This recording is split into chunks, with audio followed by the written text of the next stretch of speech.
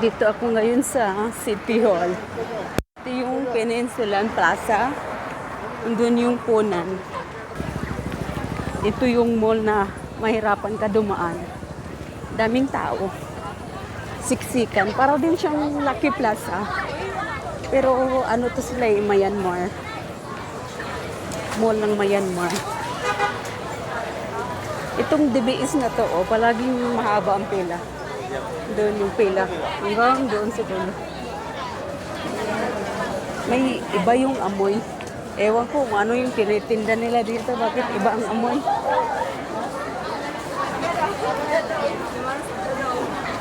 Yung tipong nagmamadali ka ba, pero hindi ka makadaan. Yan. Doon yung Punan. Yan yung mga attire nila. Oh.